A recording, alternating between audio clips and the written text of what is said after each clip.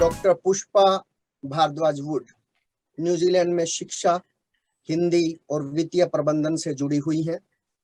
भारतीय संस्कृति में विशेषज्ञ के रूप में आपकी मान्यता है। नमस्कार डॉक्टर वुड। नमस्कार रोहित।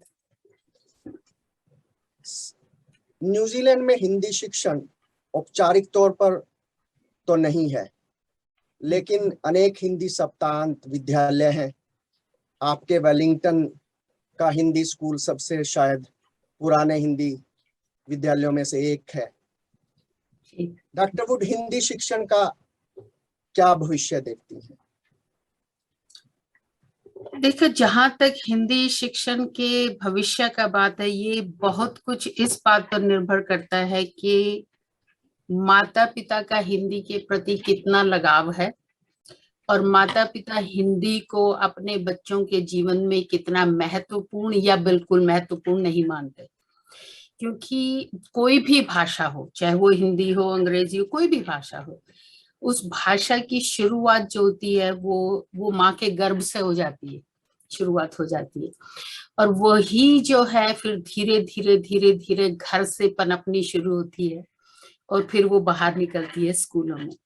तो अगर हमें हिंदी भाषा का विदेश में रहकर प्रचार और प्रसार करना है, तो सबसे उसके लिए सबसे जरूरी जो कदम है वो घर से उठना चाहिए। क्योंकि आप हफ्ते में एक बार भेज देंगे या 2 बार बच्चों को स्कूल में भेज देंगे, वो उनके जो कुछ वो पहले से सीख रहे हैं उसके ऊपर है, उसके बीच में नहीं है, उससे के साथ मिला हुआ नहीं है, उसके ऊपर से उनको करना पड़ता है। वो अंग्रेजी में कहते हैं ना, stop of everything else that they are learning. तो और उसके लिए फिर ये है कि या तो बच्चों को इसका महत्व समझ में आना चाहिए या फिर माता पिता को उसका महत्व समझकर बच्चों को समझाना चाहिए। केवल संस्कृति का और धर्म का जो है डंका बजा के बच्चों को भाषा सिखाने का जमाना जा चुका है।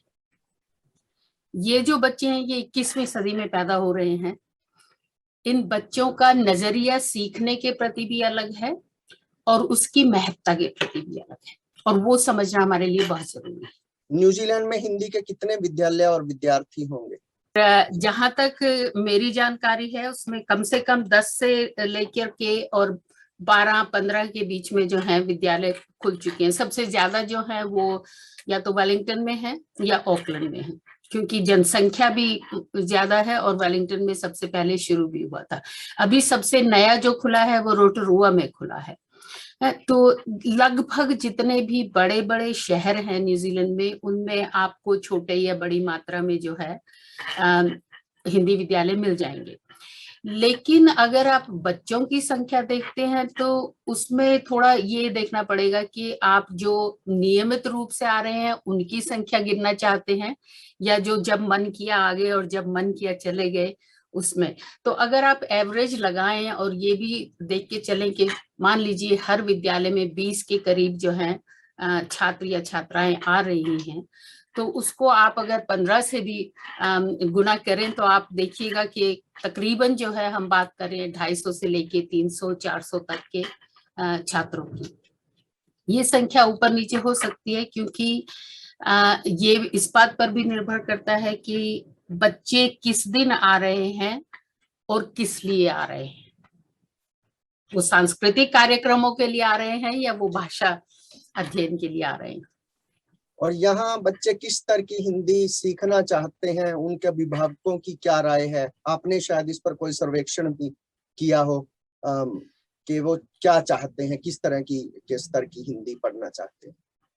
मुझे सबसे जिसे कहते हैं ना कि रुचिकर जो बात जो वो लगी थी वो ये लगी थी कि जब मैंने बच्चों से पूछा कि तुम हिंदी क्यों सीखना चाहते हो, उनके कारणों में और माता पिता के कारणों में थोड़ा सा अलगाव था, थोड़ी सी समानता भी थी। एक समानता ये थी कि माता पिता ये चाहते हैं कि जब भी बच्चे घर जाएं तो अपने दादा दादी नाना नानी से बात कर सकें।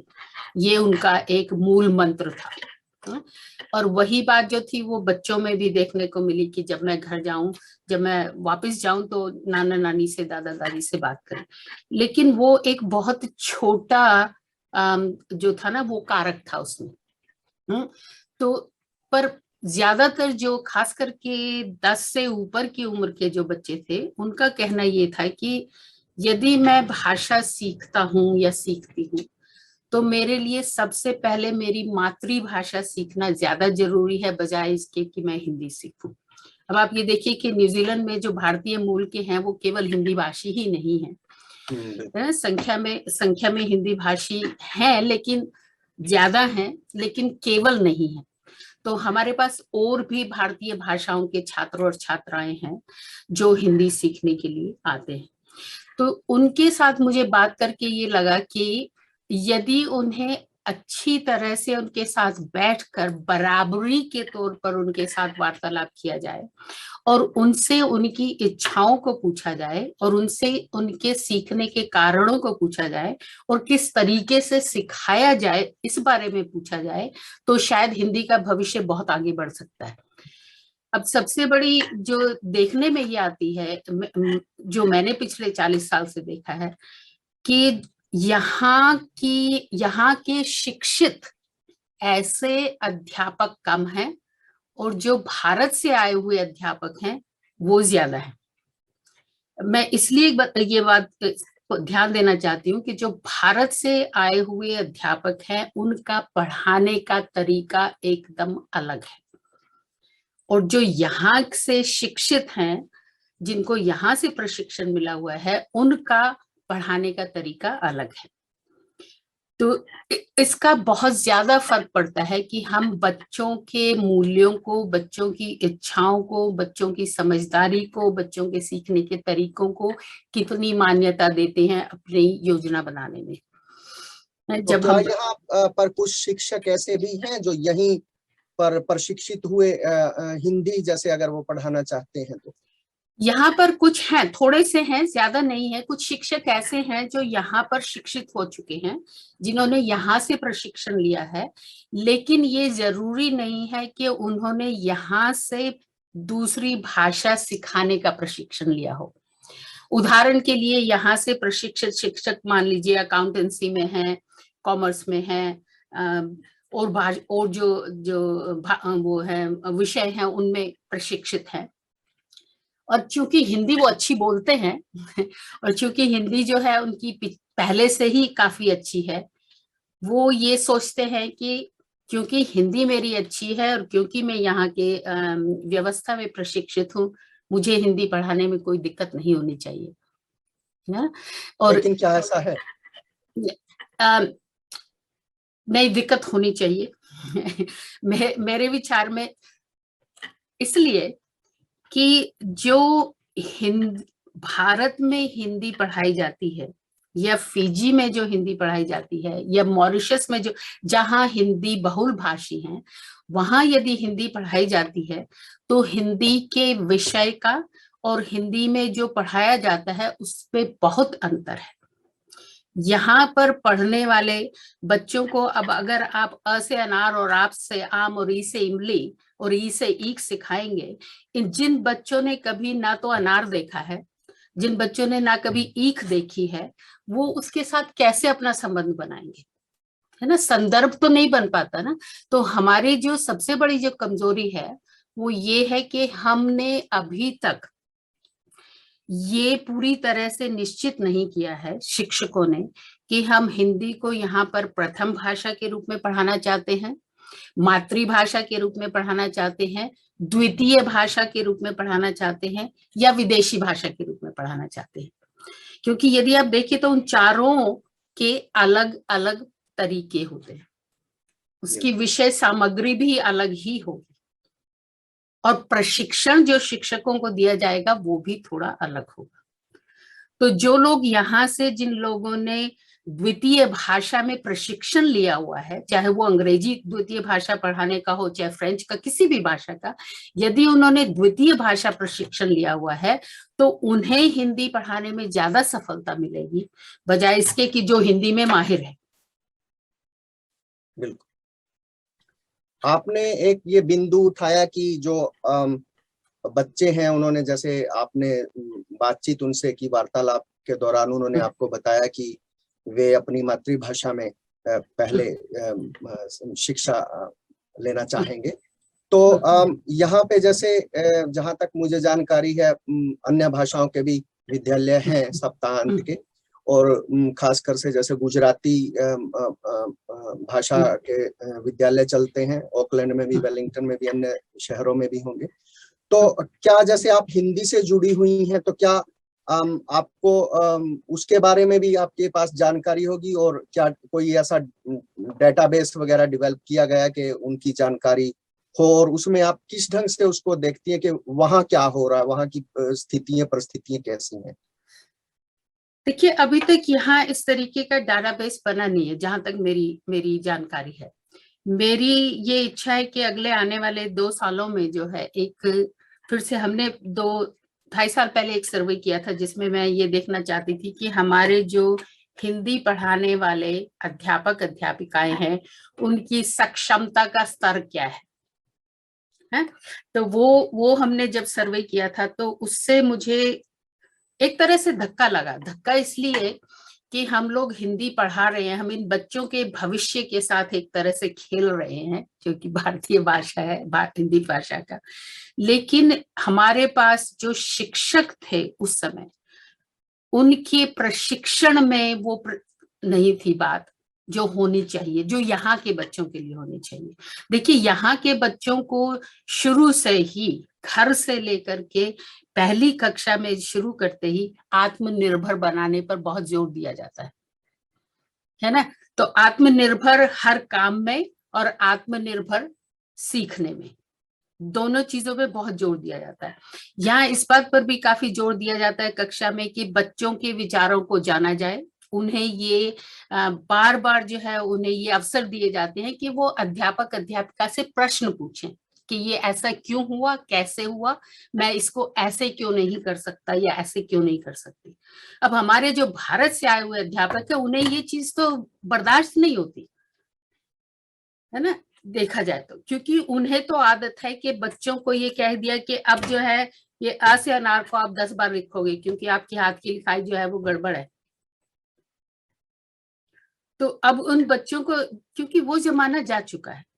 हमारी जो नई पौध जो यहाँ पे हिंदी शिक्षकों की है, वो बहुत अच्छी तरक्की कर रहे हैं यहाँ पे। उनको देख के मुझे लगता है कि हाँ, अगले आने वाले 5 सालों में यदि हम प्रशिक्षण भी अच्छी तरह से बनाएं, पर सबसे ज्यादा जो जरूरी है वो ये कि विषय सामग्री जो हम पढ़ा रहे हैं, जिस विषय सामग्री का हम प्रयोग कर रहे हैं, वह विषय सामग्री न्यूजीलैंड के संदर्भ में होनी चाहिए, ना कि भारत के संदर्भ में होनी चाहिए। क्यों ये तो देखना में ये कि हम भाषा सिखाना चाहते हैं विषय के रूप में, या हम भाषा सिखाना चाहते हैं संस्कृति के रूप में। अब मेरा अगला प्रश्न इसी से संबंधित है कि बच्चों का जो पाठ्यक्रम है यहाँ पर, वो किस प्रकार का है, और उसमें आप क्या उसमें बाल साहित्य भी सम्मिलित है? आप साहित्य को, बाल साहित्य को कहाँ देखती हैं? देखिए, ऐसा है कि जो मैंने देखा है, क्योंकि ज्यादातर जो पुराने स्कूल हैं, उनका ये दावा है कि उन्होंने जो भी पाठ्यक्रम बनाया है वो यहाँ के परिप्रेक्ष्य में और यहाँ के अध्यापकों के साथ मिलके बनाया है, और काफी हद तक जो है उन्होंने उसमें हर साल जो है, जिसे कहते हैं ना कि मॉडिफिकेशंस भी किए हैं, उसमें जहां जहां परिवर्तन की आवश्यकता हुई है किया है। लेकिन जो बाल साहित्य है वो अभी भी न्यूजीलैंड के परिप्रेक्ष्य वाला बाल साहित्य नहीं है, क्योंकि जहां तक मेरी जानकारी है, मैंने यहाँ के परिप्रेक्ष्य में लिखा हुआ, हिंदी में लिखा हुआ बाल साहित्य अभी तक नहीं देखा है। मैं आज सुबह भी आंटी गूगल से सर्च कर रही थी और अमेज़न पे मैंने देखा कि दुनिया भर की बाल साहित्य की पुस्तकें हैं, लेकिन वो न्यूजीलैंड के परिप्रेक्ष्य में अभी भी नहीं है। और जो 1-2 दिखाई भी दी वो अनुवादित हैं, लेकिन यहाँ के लेखकों द्वारा या यहाँ के हिंदी विद्वानों द्वारा लिखी नहीं गई है। और सबसे बड़ी विडंबना मैं वो ये देखती हूँ बाल साहित्य में, चाहे वो अंग्रेजी में हो, चाहे हिंदी में हो, चाहे किसी भी भाषा में, कि जितना भी बाल साहित्य लिखा गया है वो वयस्कों द्वारा बच्चों के लिए लिखा गया है। बिल्कुल। तो है ना, अब उसकी विडंबना ये है कि यदि आप वाकई में बच्चों के दिमाग में घुसकर उनके सोचने की, उनके समझने की और उनकी भावनाओं को गहराई तक देखने की, समझने की क्षमता रखते हैं, तो आप बहुत अच्छा बाल साहित्य लिख सकते हैं बच्चों के लिए। लेकिन केवल क्योंकि आपको लिखना आता है और क्योंकि आप बहुत बड़े विद्वान हैं और लिख सकते हैं, ये जरूरी नहीं है कि आप बाल साहित्य में भी उतने ही सफल हों जितने आप अन्य विधाओं में हो। बाल साहित्य की ये एक अलग विधा है और अलग से ही लिखी जानी चाहिए। सबसे अच्छा ये होगा, यदि संभव हो तो मेरे जीवन काल में, कि हम बच्चों का एक ऐसा समूह बनाएं, जैसे जैसे हमारे ये बच्चे, चाहे वो ऑस्ट्रेलिया में पढ़ रहे हैं, न्यूजीलैंड में पढ़ रहे हैं, जैसे जैसे वो हिंदी पढ़ के हिंदी के प्रति जैसे जैसे उनका लगाव और उनकी सक्षमता बढ़ती है, उन्हें हम प्रोत्साहित करें, उन्हें हम प्रशिक्षित करें और उन्हें ये कहें कि यदि आपको कल अपनी उम्र के बच्चों को पढ़ाना हो तो आप क्या पढ़ाना चाहेंगे, कैसे पढ़ाना चाहेंगे और किस भाषा में, किस तरीके से पढ़ाना चाहेंगे। क्योंकि ये बिल्कुल यही जो है एक तरीके का काम मैं कर रही हूँ अपनी जो मेरी रोजी रोटी वाला काम है वित्तीय शिक्षा में, फाइनेंशियल एजुकेशन में, उसमें यही हम कर रहे हैं कि जो युवा लोग हैं हम उन्हीं से कह रहे हैं कि तुम ही बताओ कि हम तुम्हें कैसे, क्या, कब पढ़ाएं। तो जितने भी जो संसाधन जो हम लोग यहाँ पर विकसित कर रहे हैं, वो संसाधन जो हैं वो इनकी सहभागिता के साथ हो रहे हैं। कुछ उनके द्वारा हो रहे हैं हमारे सहायता से, कुछ सहभागिता के साथ हो रहे हैं। ऐसा ही हमें एक रिवाज जो है बाल साहित्य में भी चलाना चाहिए, जहां हम बच्चों के साथ सहभागिता करें और उस सहभागिता के आधार पर कुछ ऐसा नया विकसित करें जो बच्चों को खाली उनकी रुचि नहीं बढ़ाएगा, बल्कि उनके ज्ञान को बढ़ाने के साथ साथ आगे बढ़ने के लिए भी प्रेरित करेगा। आप 1980 में न्यूजीलैंड आई जी और तब से मेरे ख्याल से आप शिक्षण से जुड़ी हुई हैं और जी हिंदी से आपका लगाव शुरू से है। तो क्या आपने कभी इस बात पे विचार किया कि जैसे जो बच्चे भाषा सीख रहे हैं या जो बच्चे सामान्य तौर पे यहाँ पे स्कूल में जाते हैं, उनके शिक्षण में कितने बदलाव आए होंगे आपके आगे आगे कि आज स्मार्ट बोर्ड्स आ गए हैं और क्या क्या उपकरण वो उपयोग में लेके आते हैं, लेकिन हिंदी शिक्षण की अगर बात की जाए तो वही पारंपरिक उस पे क्या अटका हुआ है या उसके लिए कोई रोचक प्रयोग करने चाहिए, या जैसे संगीत को शिक्षण से जोड़ देना चाहिए, कुछ ऐसे प्रयोग किए जाने चाहिए?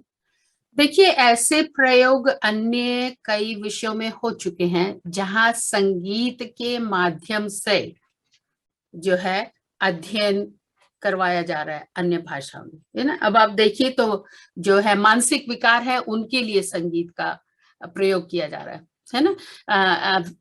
ध्यान बच्चों की एकाग्रता को बढ़ाने के लिए संगीत का उपयोग किया जाता है, पीछे बैकग्राउंड में संगीत चल रहा है और बच्चों का ध्यान हो रहा है। हिंदी में भी हमें हमारे लिए ये देखना जरूरी है कि सबसे पहले तो हमें ये देखना है कि हिंदी हमें किस रूप में पढ़ानी है। हिंदी को हम द्वितीय भाषा के रूप में पढ़ाना चाहते हैं या प्रथम भाषा के रूप में, है ना।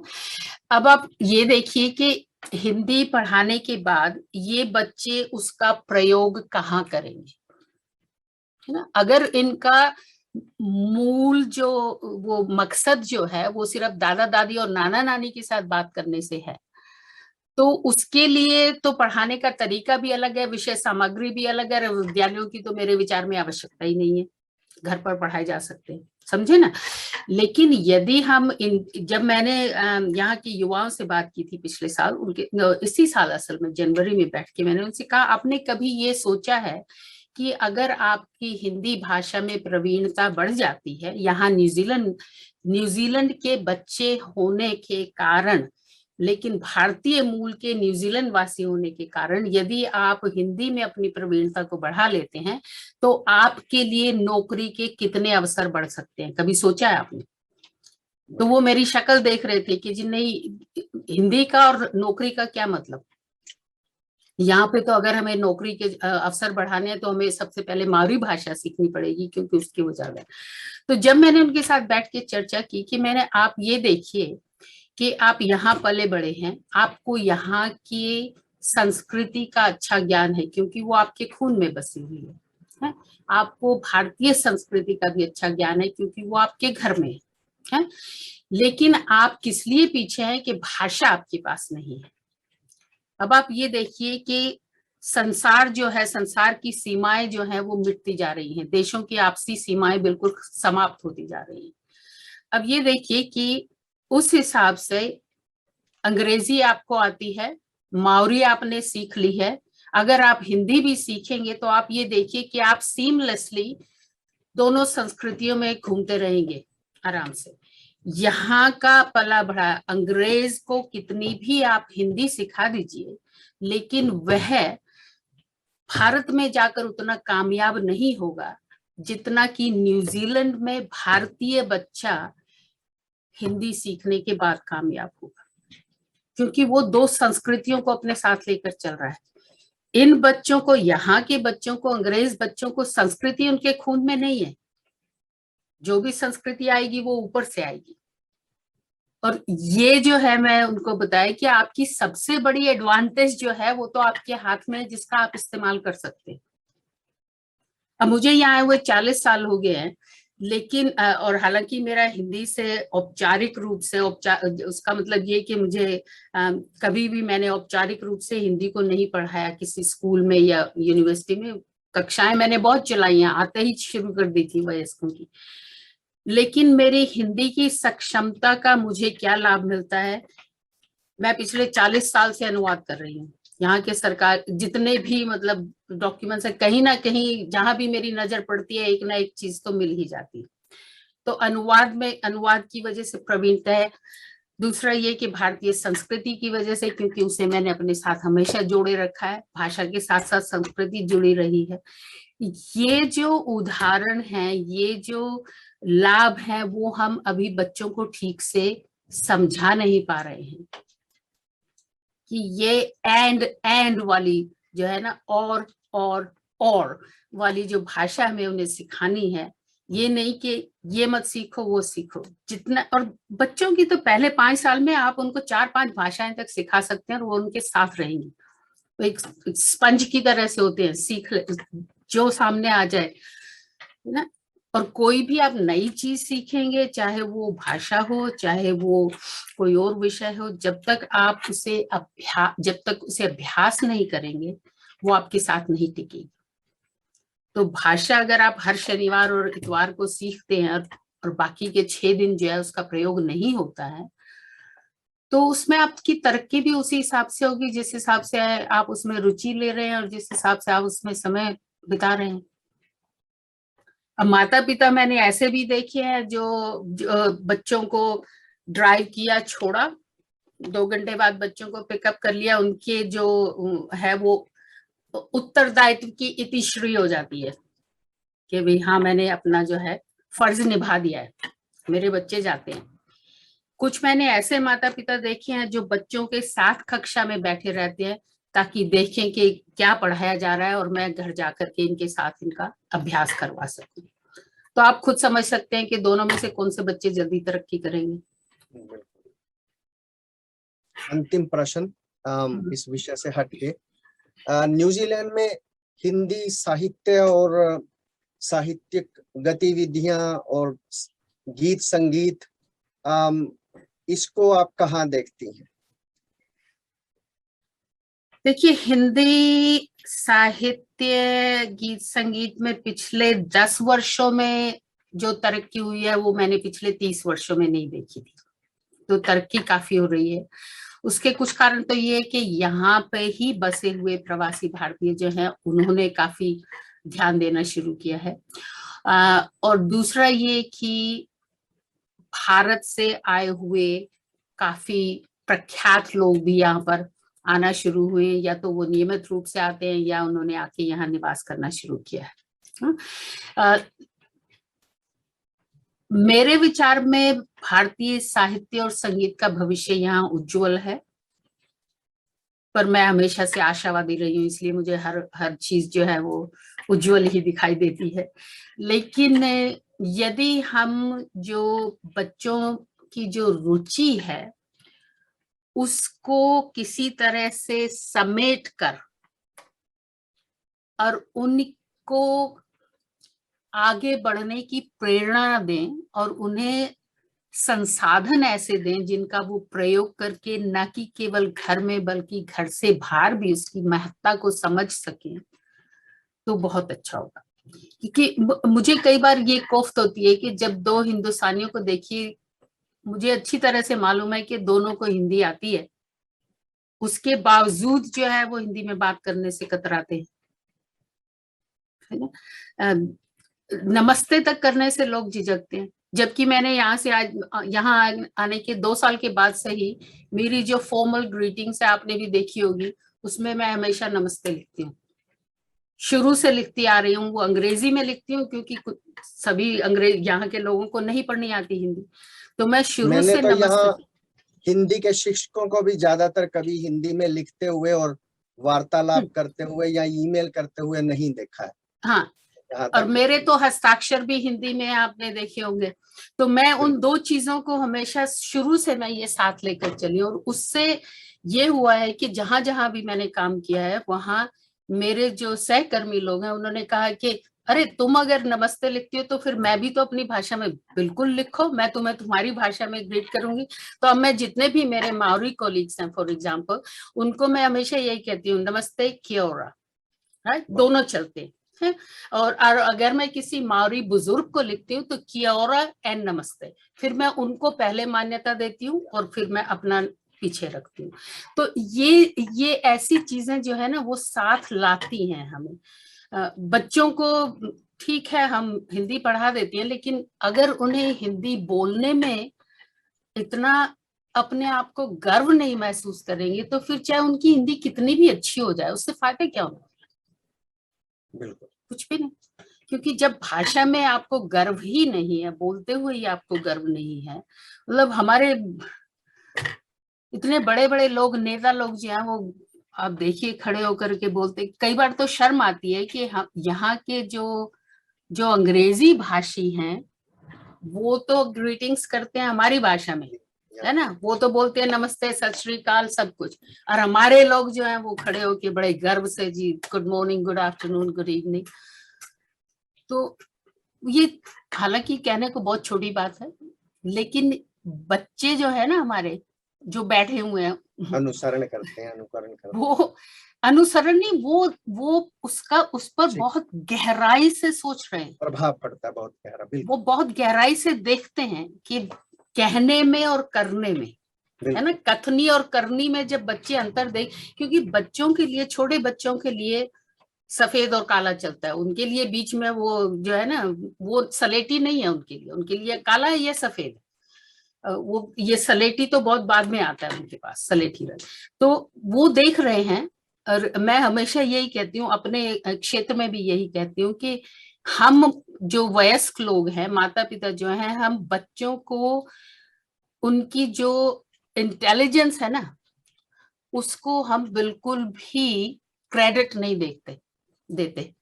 हमें ये अभी तक नहीं मालूम है कि बिना कहे, हमारे बिना कहे बच्चे क्या देख रहे हैं, क्या सुन रहे हैं, क्या समझ रहे हैं, और किस चीज को वो जीवन में आगे जाकर उतारेंगे। धन्यवाद डॉक्टर भट्ट। धन्यवाद रोहित।